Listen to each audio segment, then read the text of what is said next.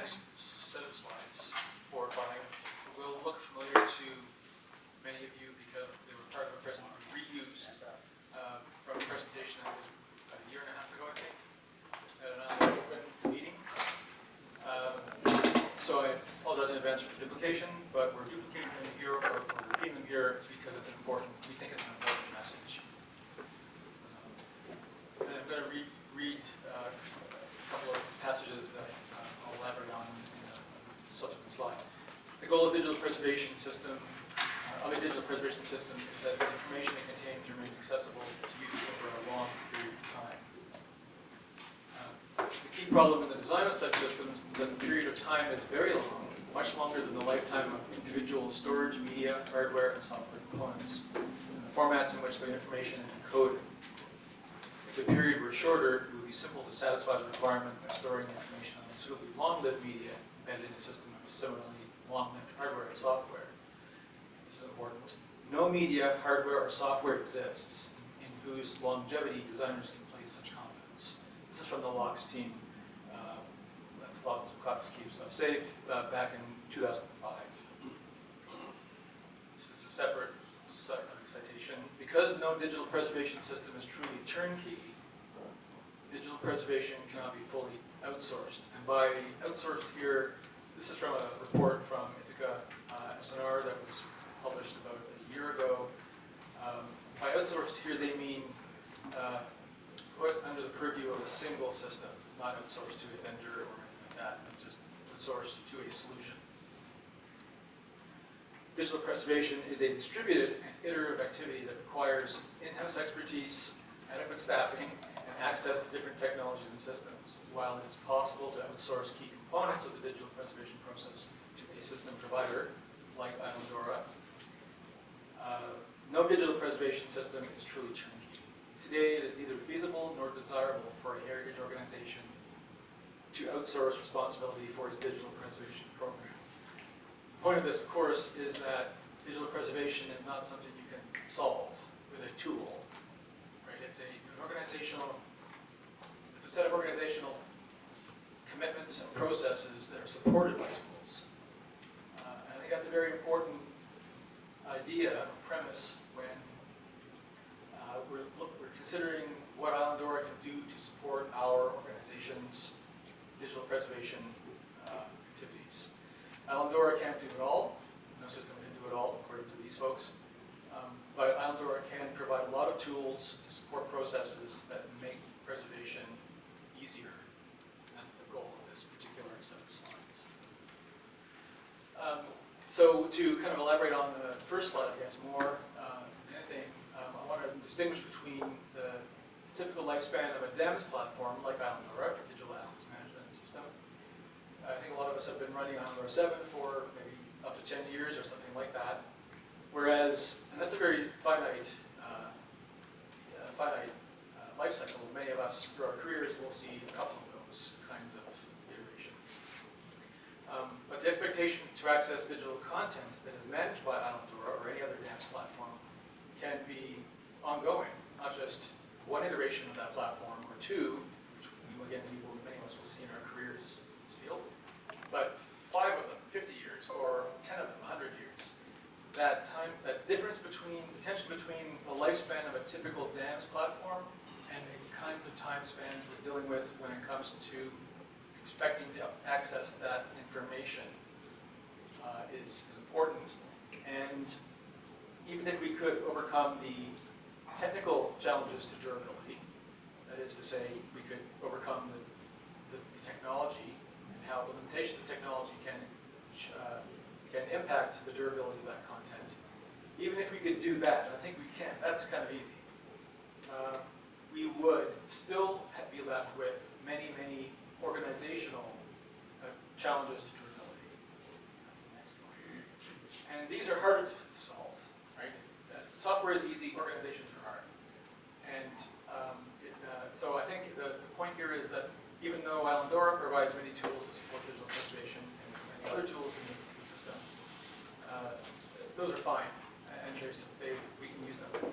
But if we can't get organizations, say our employers, our libraries, archives, museums, whatnot, to accept the responsibility to ensure that those processes are not just tool problems or organization problems. The tools won't matter, because the tools come and go.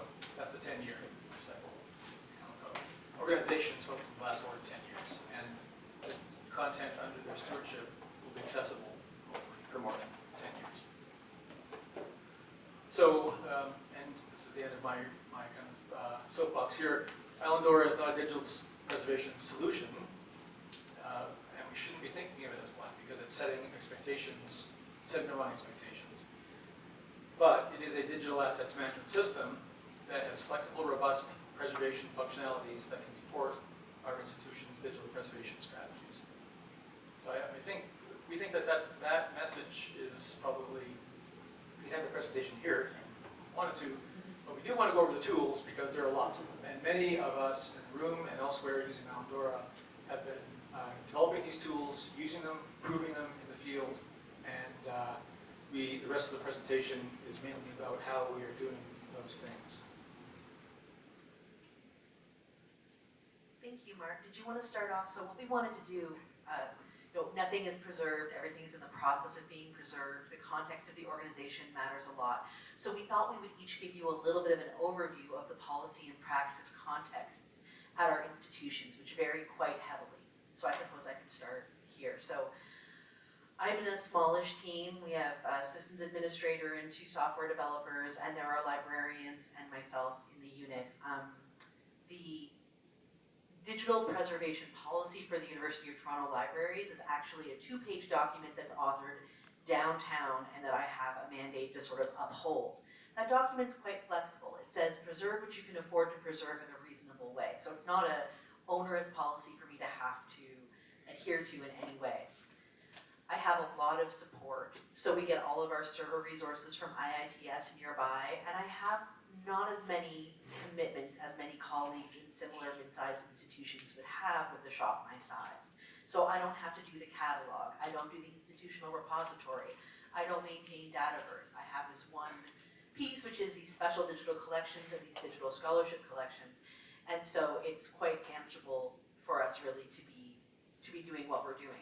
So in response to the policy, we have an 11-page document that we're in the process of revising now to address our new tool set.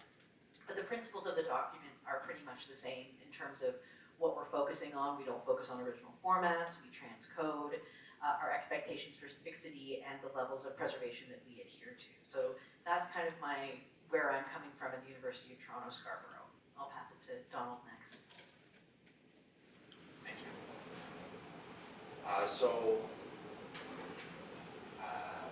When I started working at UPEI, I had mentorship from Mark Leggett, and one of his, I don't know if it was a mantra, but he said that we would preserve content for as long as necessary. And during his time, we didn't develop specific policies around preservation, and I would say we still don't have specific documented policies referencing our approaches to preservation. We certainly use a lot of the tooling that's available within Islandora, and we do not have, we have one Islandora 8 repository, but most of our repositories are still Islandora 7 repositories. Institutionally, we have institutional policies around open access and the dissemination of research data. We have responsible conduct of research, scholarly and creative works, and procedures around that.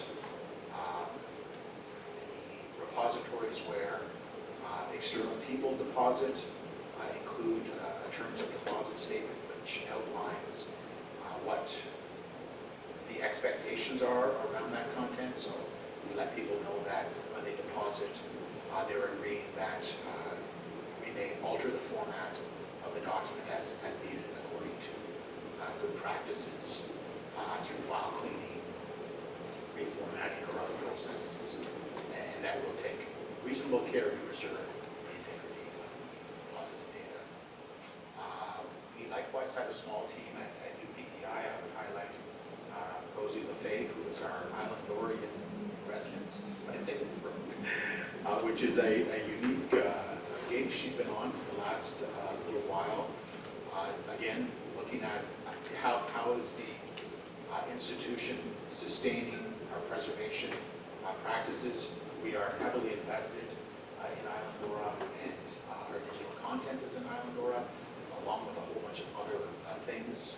There is no one individual who is responsible for digital preservation, but the systems team, manages the infrastructure that the content sits on.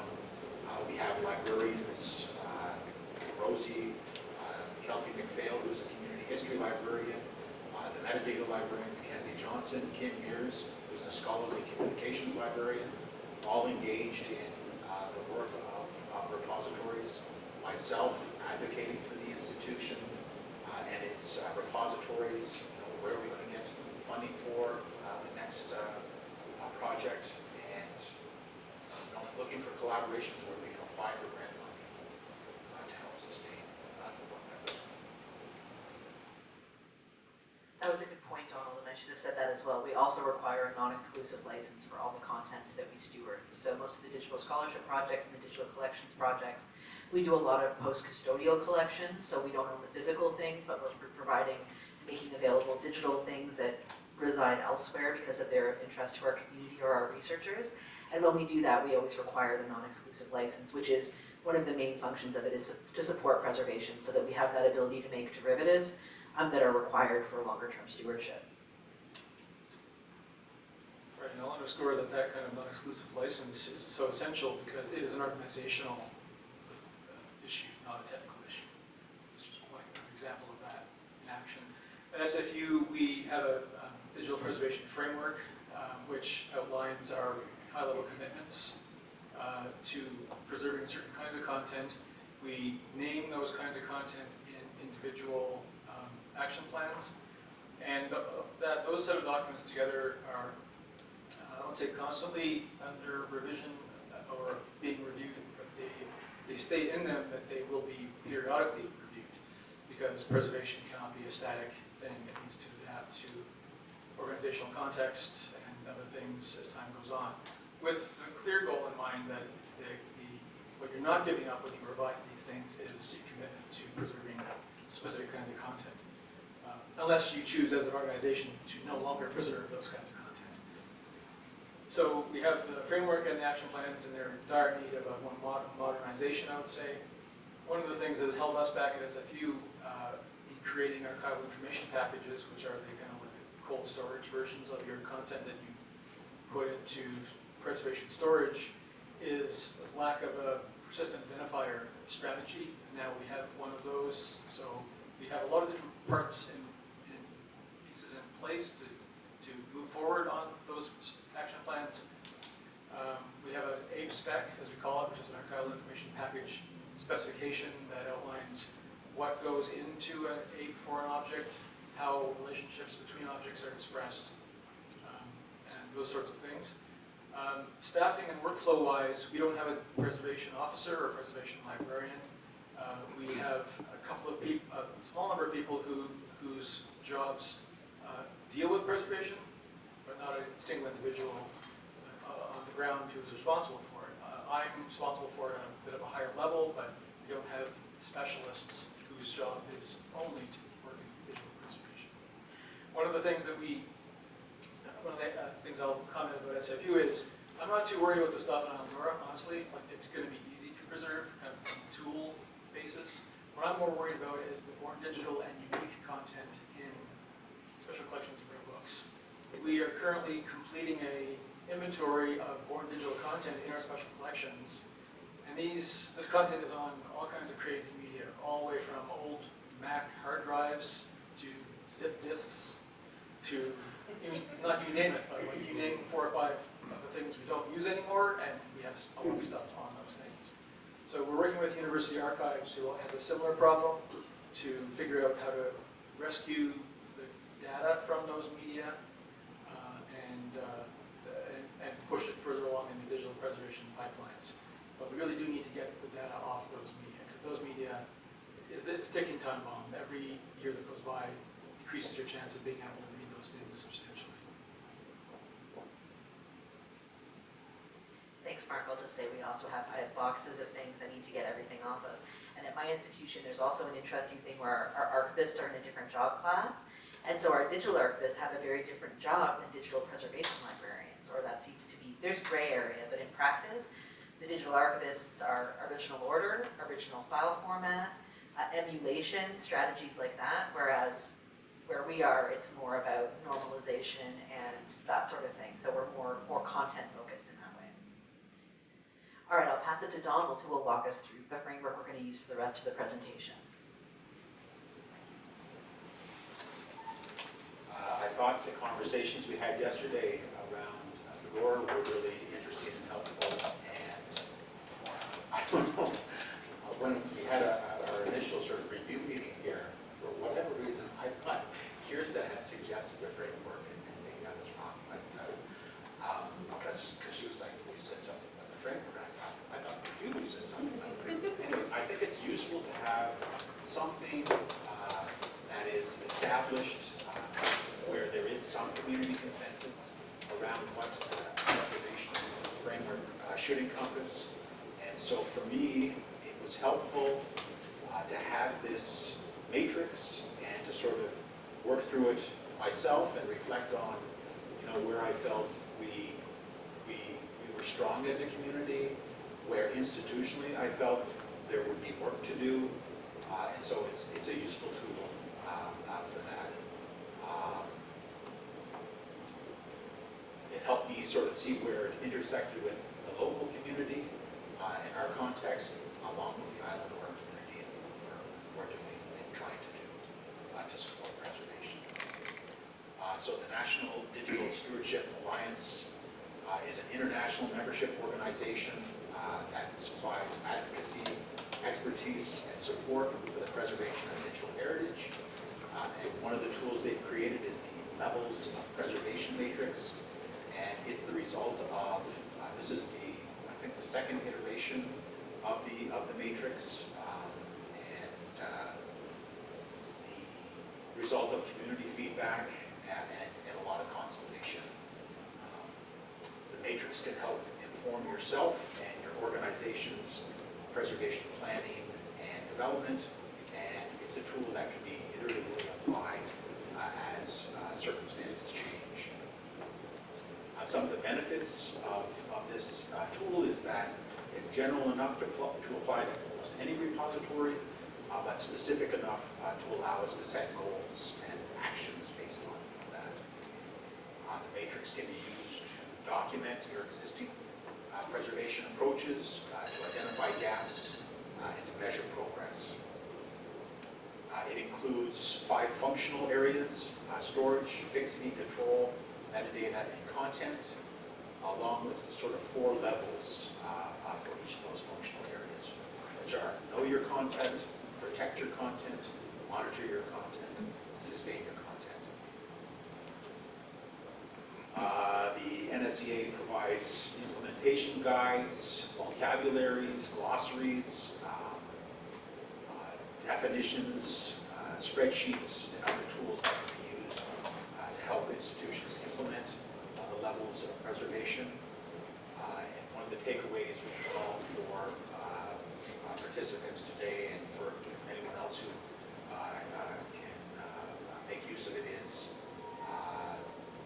the NDSA provides an assessment tool template that you can map your current state with and have it compared to what the desired state would be.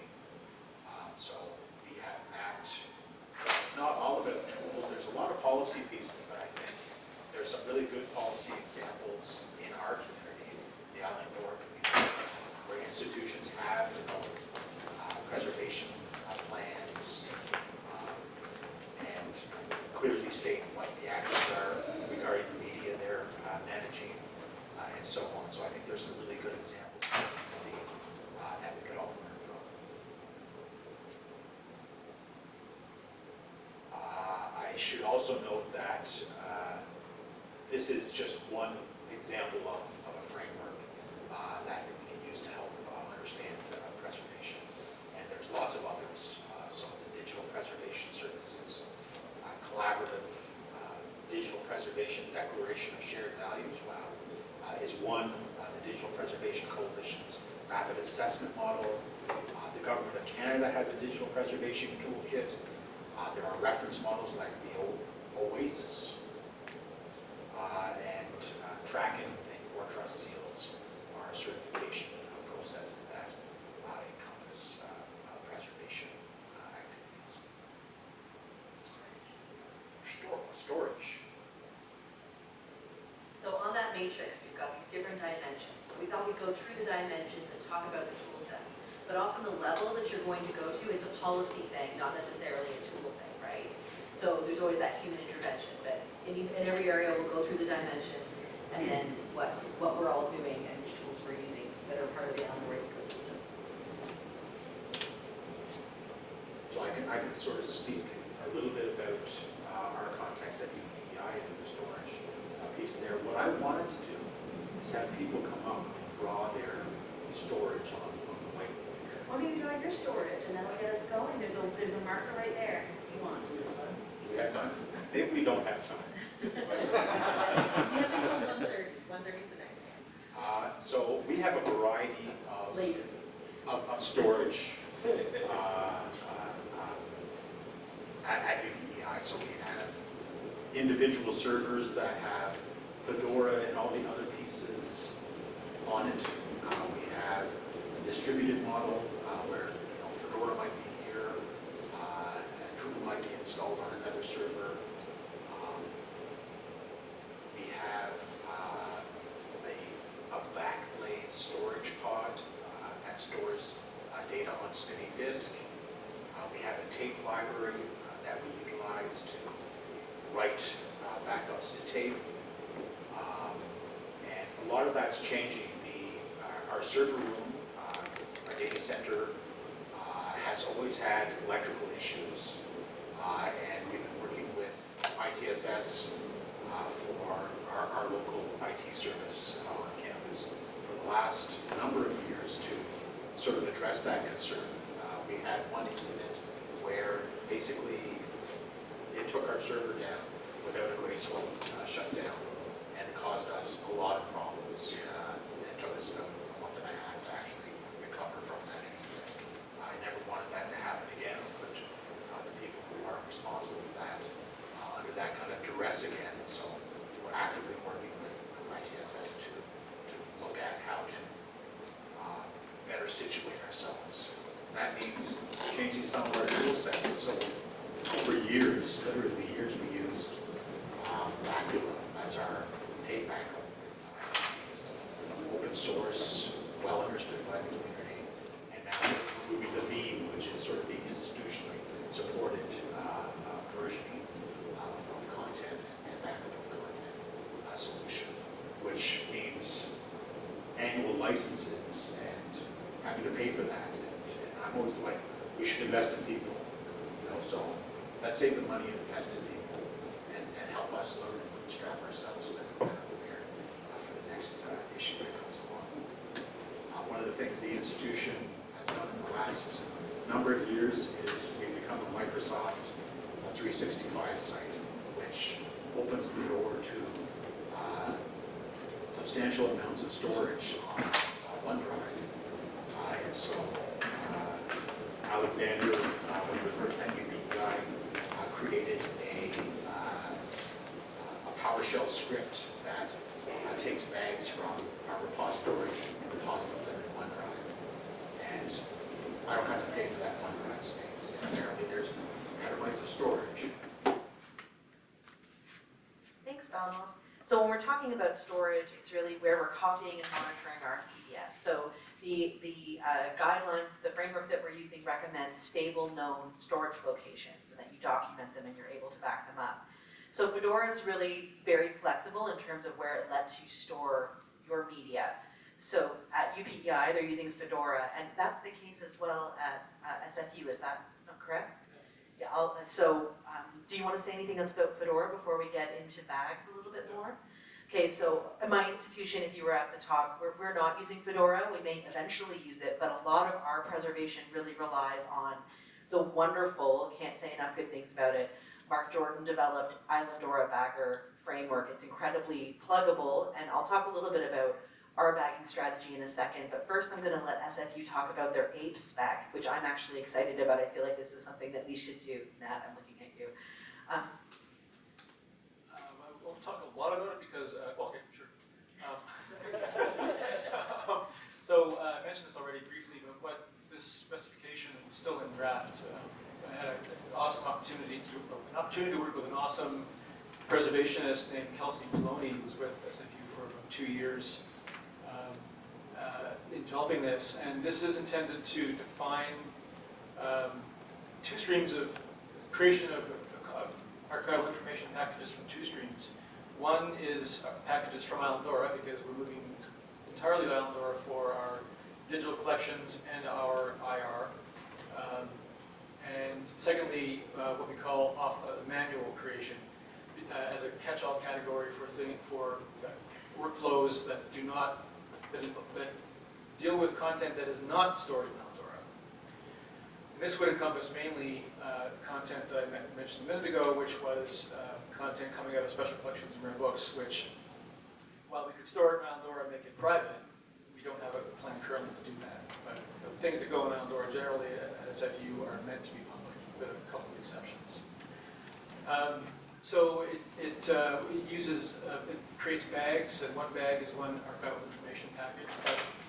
And the specification determines what goes in, like what is a minimal archival information package, and what are some optional things you can put in there, if appropriate.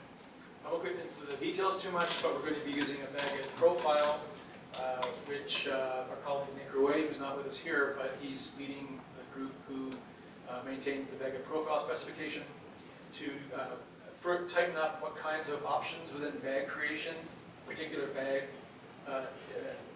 employs. And as you can see here, we have various levels of metadata that you can record. We are not going to be too worried about using metadata in these packages for discovery. The metadata that is required in these packages is for administrative purposes only and follows the ERC specification, which is basically what, who, when, where, and why. If you want to store serialized metadata in CSV, JSON, XML, what have you, you can do that as well, but that's optional and recommended, but optional. We're going to store fits metadata in there, and we're going to, the whole thing relies really on persistent identifiers. We'll mention this a little bit later, but with Islandora, unless you go out of your way to prevent this from happening from the get-go, from the beginning, you're going to have node IDs and term IDs in URLs. And those are probably not going to be around in 100 or actionable in 100 years. If you don't do things now to make them actionable. Right? If you just do them now and expect them to work in 100 years, they're not going to work in 100 years because they're tied to a specific loophole. So this is what I mentioned earlier on about having a persistent identifier strategy. Not having one of those was holding us back. We have one now, and it's going to let us move forward because we have a strategy for working around this brittle URLs produced by default by Drupal. Some workflow diagrams to kind of document at a very high level the creation of apes from Islandora and from manual processes. And we have some additional information linked at the bottom there below. Part of the spec was a set of validation scripts so we could validate that what we wanted to do could be possible, which I think is an important practical matter. If you're going to draw up this elaborate specification, if you can't actually do it easily, then you may want to rewrite your specification because it's probably more complicated than you need. Thank you. I accidentally advanced the slides there. Forgive me. So we are also making bags, and what we do is we put our bags in the our bags are in the Oxford Common File Layout structure, and then what we do is we drag them into the Ontario Library Research Cloud, which replicates storage all over on Ontario, and I believe there's a node that's going to come into British Columbia, right? Victoria, yeah. So we're feeling quite good about that because then that replication piece is cared for We also, in our process right now, we replicate our bags from the South Campus, which is where the library was, if you were at yesterday's pizza party, onto the North Campus, just on a computer in somebody's office that's plugged into the wall, but it gave us that little bit of extra feeling that we had our data in a couple of different places that were discrete. Everything wasn't on the same data center. But now that we can use the Ontario Library Research Cloud, I feel like that's going to be our great backup option. So I wanted to tell you a little bit more about what's inside our bags, and that's why I really admire the documentation, because I feel like we could create that documentation and it would make our bags better.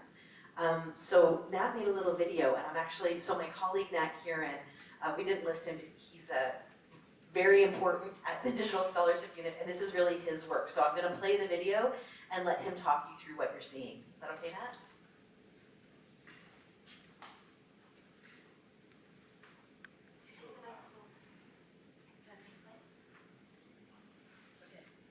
So from the 7X, we basically use Mark's module and bag it and put it into off-site storage.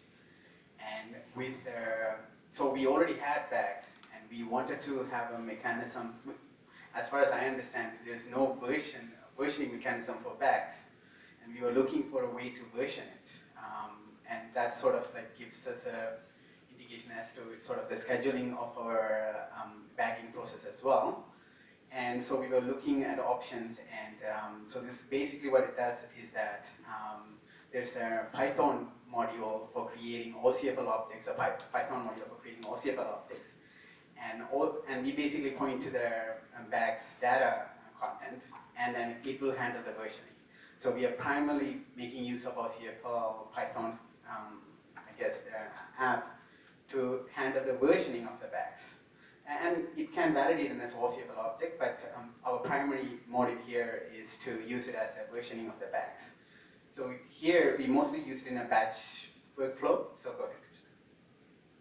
So I'm just showing the two objects that we'll be bagging in this example. And so it's just a small CSV script. And then we just point to the command line tool that Mark developed for Islandora 8.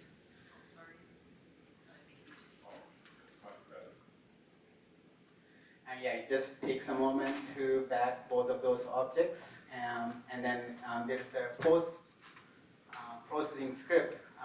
It's a small Python script as well. That just, in this case, what we do is we have an ARC ID workflow as well. So all of our digital objects get an ARC ID, and then we just map that to the bag name itself. And then the OCFL object takes that as the input and creates the versions. So in this case, when you unzip it, you are going to see the full bag tree.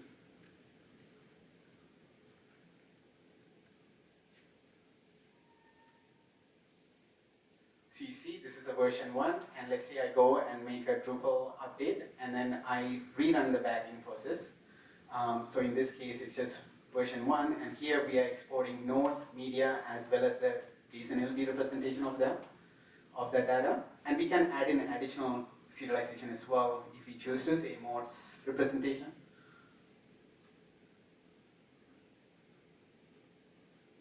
And then I'm going to just go to Drupal and make a small edit. So here we had 2 versions, and then I'm going to just make a small edit to add another version.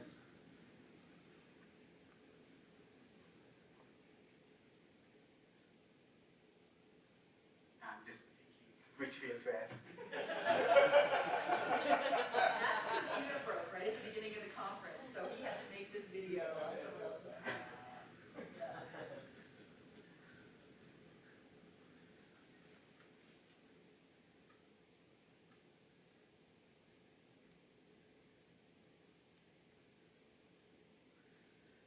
So you see that node gets another revision, and you go ahead and create another bag. And so it's the same process that we can do, and then it just the OCFL handles the versioning, which we really like. So we don't duplicate any data, and we still have the same workflow for creating bags, so we don't have to worry about duplicating stuff. Yes. It just takes a moment to create the bags and you will see the extra version. That's about it. Thanks. Thank you, Nat. And I know that there's some more work that we want to do to make these bags better. Some JSON LD work that needs to be done just to make sure that we're putting all the data that we want to have into those bags. But we're pretty close. Oh, is something else you want to show here? No, I just want to make another note. So, as Mark noted, one of the things we know for sure are none of our taxonomies are going to last for a long time. So there's another small plugin what we added to Mark's work is to basically grab any piece of additional information from the taxonomies or any other content types that the node relates to and put it into the bag, JSON.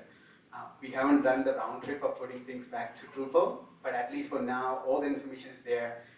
And from a digital object point of view, it's wholesome. We have all the information. So that's, yeah, so just to a point about, taxonomies, so the URL's not lasting. Thank you. And then Donald, did you want to say anything else about the bags that you're going into OneDrive?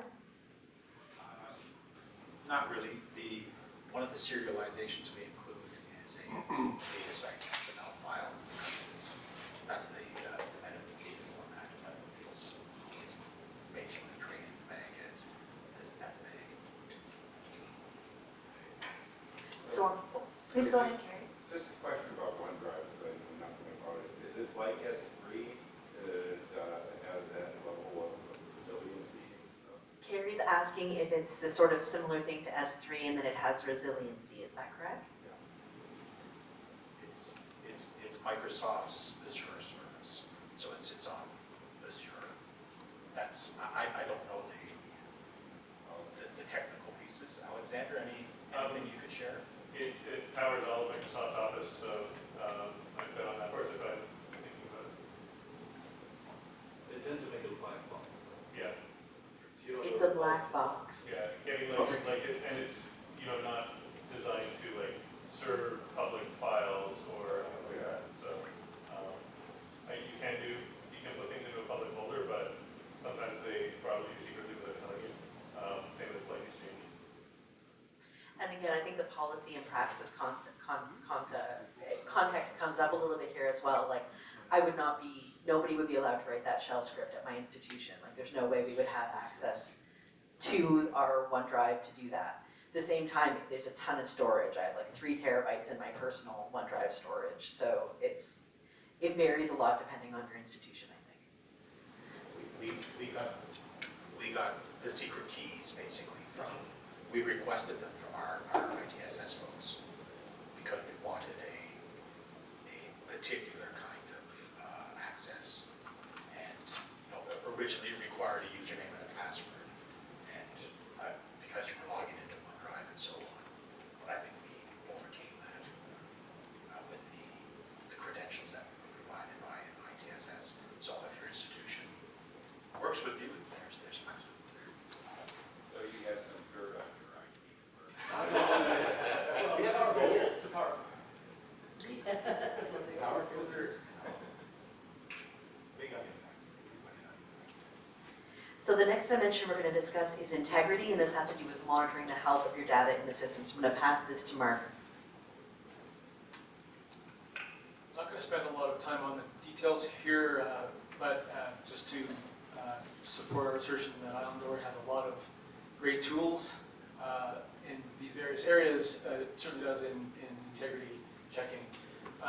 So if you're putting your stuff up into Islandora via Workbench and you want to ensure that the files that it puts up are bit for bit integral, that is to say not changed at all, you can do that if you want. UPEI has a similar service that Donald may talk about in a few minutes.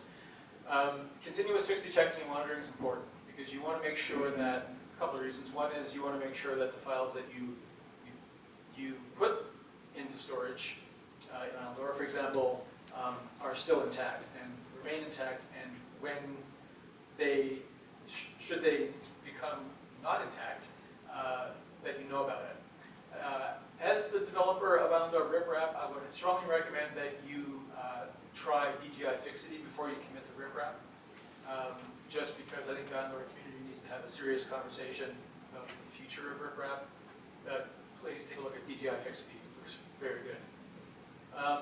Technical metadata is part of integrity in a variety of ways.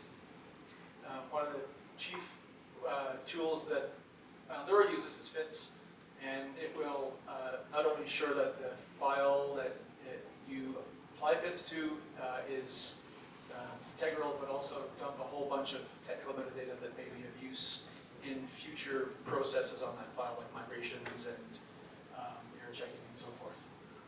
And part of the, I suppose, the front end or ingest process with regard to integrity is do the right thing and check to make sure that your content doesn't contain any nasty viruses. Because you don't want to be the administrator who in 50 years opens up a package and finds a file that is infested with Word macros, even though you would hope that Microsoft Word at that time will have some kind of artificial intelligence in it that will be able to detect and stomp viruses pretty quickly, but who knows. Anyway, yeah, I'll just pass it back to Kirsten. So when we started with modern Islandora and we were looking at our preservation policy, and we knew that we were not going to use the whole stack, Kyle in our unit developed FITS for Drupal, which was the module that we were using. So we generate our FITS on ingest using Advanced Queue Runner, which is a PHP-based alternative for ActiveMQ workflow that we have developed, and it's on Drupal as well. We are storing FITS metadata as JSON directly on the file using the file entity module, and then we index that into Solr. However, I think this was early stages, and what we're seeing now is we would like to be in better line with the community, and we're not interested in using file entity as much as we once were. It's less supported. So we want to move away from that, and part of the inspiration to do that is the DGI Fixity module and the way that they're being able to model that relationship between a file in Islandora and the data that pertains to that file. So the DGI Fixity module validates selected files by generating hashes and comparing it against stored values produced by the file hash module for selected files uploaded to the site. So this is a direct copy from their documentation. So what the module does is it creates a custom entity that stores checksum information. It has a one-to-one relationship with the file, and that was very important for us. We want this information at the file level, not at the media level. There are lots of configurable options for generating and reviewing checksums and generating reporting. It comes with a nice default view, but data can be brought back in custom views. And just, to give you a preview and encourage you to download it, as Mark said, this is sort of what you get in the configuration screen. You can see the files that you get to select. You can set time, and you can set the length of your batches. You can set how you want to be notified. So that's the module. I'm going to pass it back to Mark for the next pictures. Just to, please go back here, so I want to make a point about these two screens. This is the configuration forms for the DGI Fixity module, and just as a reminder, these options, these options allow you to make this tool enforce your policy. That's what these things are for. So the tool itself probably has defaults, and that's fine, but don't rely on them, I would say, because they probably don't align with your institution's policy on what you want this thing to do for you. So yeah, I would take a moment to review these if you are investigating this module. Just want to make a point there. This is not part of DGI Fixity. This is a screen cap from the RipRap integration module. And I think one feature that would be useful in the DGI module is a kind of overview of whether and when Fixity failures have happened. So this shows along the bottom axis months since this thing's been running. This is faked up data, but this is for illustrative purposes. These are months that this thing's been running. And on the y-axis, the vertical axis, are the number of Fixity failures that the tool has found at that time. And ideally, you would see no red dots on this graph, or at least all your red dots would be along the bottom because you want 0 Fixity problems over time. This is just for illustrative purposes, but it shows that it found a certain number of Fixity mismatches, basically, over time. So that's just a graphical representation of a longitudinal view on fixing checking in this particular repository. I'll say too, because I think you can get back the date information, so then we could make that graph. Yeah, that's a great idea.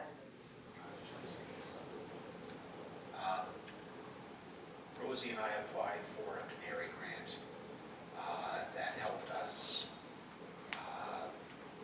develop Islandora and capabilities within Islandora, and that included the FITS module that we've got in Islandora, and I'm trying to figure out how we can generalize it, but there's in the RDM site, there's a file transmission fixity submodule that allows a user to put in what the expected checksum should be, and then it compares it to the checksum that gets generated by the system. So that could be good functionality that we could embed there. Great, thank you, Donald. Okay, so who had control? Aha, yeah. Okay, so another dimension of a strong digital preservation practice is control. This is tracking and enforcing access restrictions and monitoring users. If you're coming from an Islandora legacy environment, you might think of the audit trail in your FOXML. Who touched what and when, and how at XACML policies, how do you let people touch things and when? So there is a lot in Drupal roles and permissions that allows you to control the behavior of users. And as I think we've seen in several presentations, the versioning in Drupal is quite good, as well as the production of automatic administrative metadata. So you can find out who and when, and you can do things, I believe, Mark, you said at SFU, there's a requirement to add a log message, is that right, if data's being changed, or? Oh, that's, yeah, at UPEI, there's the requirement to put a log message, and that's additional data that you force a user to add. So I'll let Donald say a little bit more about the practice there in a second, but just to say there's a lot that Drupal's giving us out of the box, and it's how we are going to, it's first of all, it goes back to institutional policy. How are you going to set up your permissions? Who are you going to give access to those roles to? Like, who's going to get those roles in Drupal? And then where are you going to put the data, and where are you going to review the data? We at UTSC are using Islandora Groups, which was first developed by Danny, I think, as a submodule, and that we've pulled out, and now Kyle especially has done a great deal of work too. We have an active PR against the starter site, I believe, in order to try and implement this work.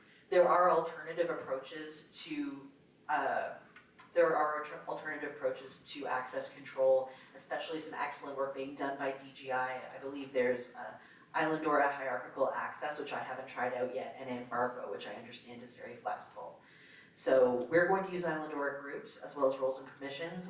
What's UPI going to use? What are you using, Donald?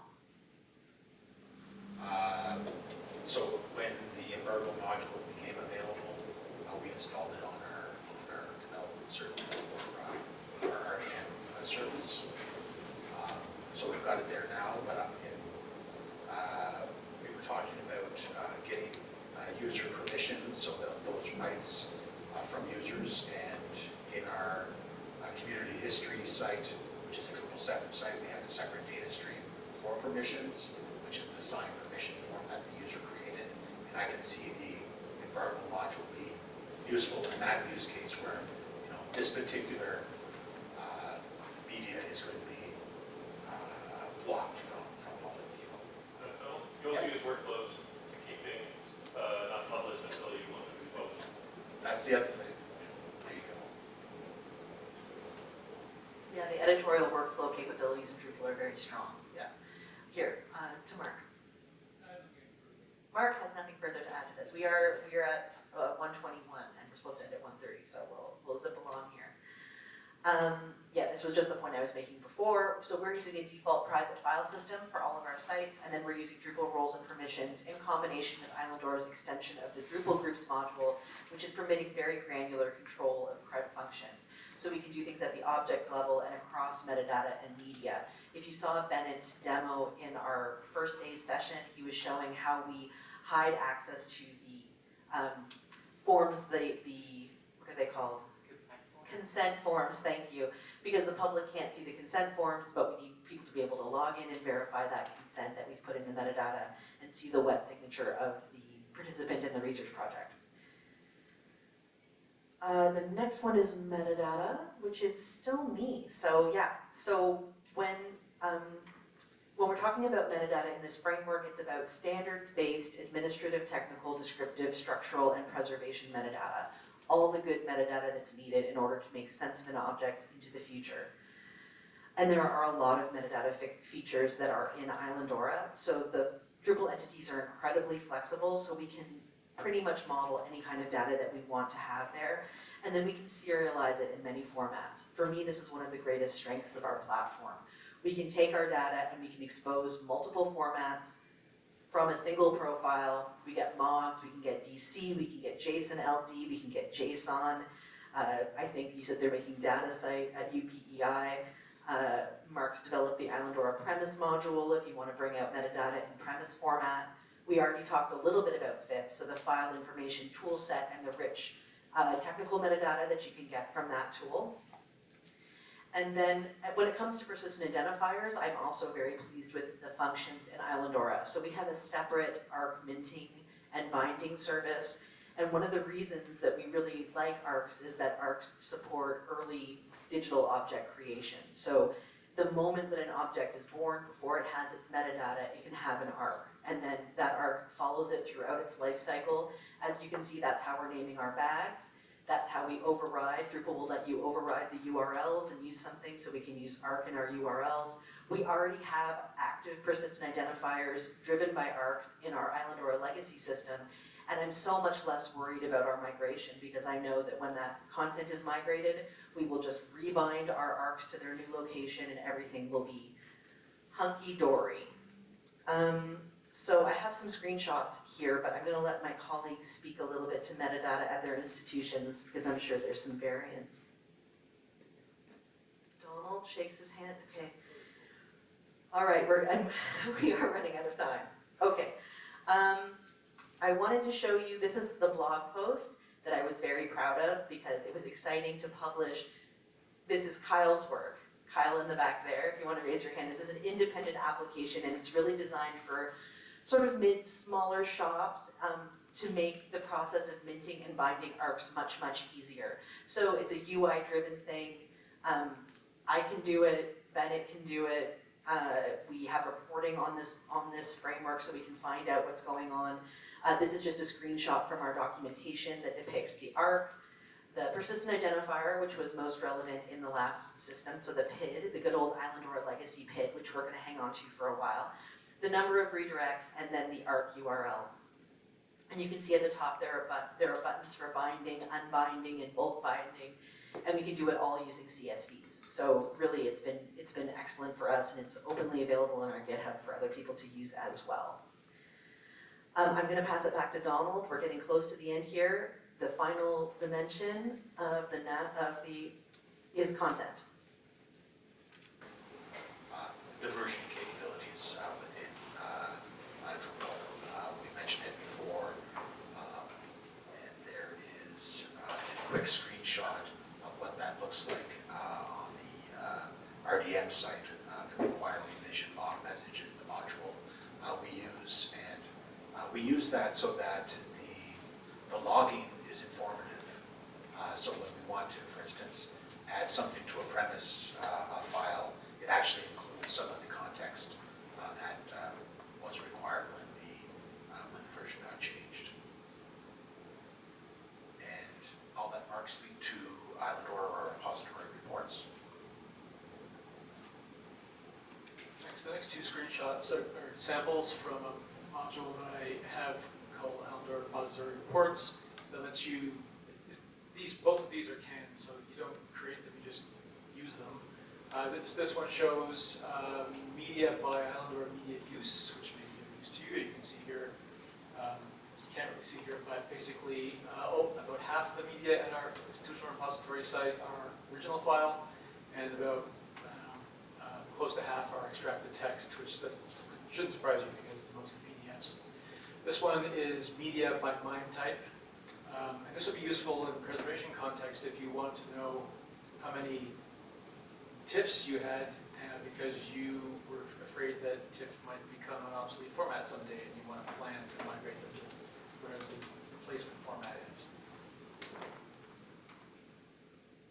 We also love repository reports, but we are using the reverse node media relationship, which means we do need to do a little bit of work at UTSC to get this to work for us. Although again, it's got an API and I understand that we will be able to do that.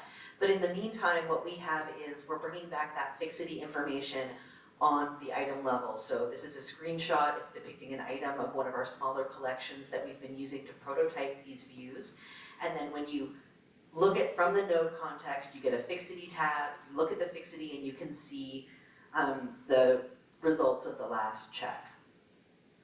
We also have a file overview, which tells us, and this is just, again, one of our smaller collections, by MIME type, how many files we have. We do intend to use the Pronom ID, but we're having some problems generating those on TIFFs and PDFs at the moment, so we weren't able to get that in, but the view does have the PUID for files.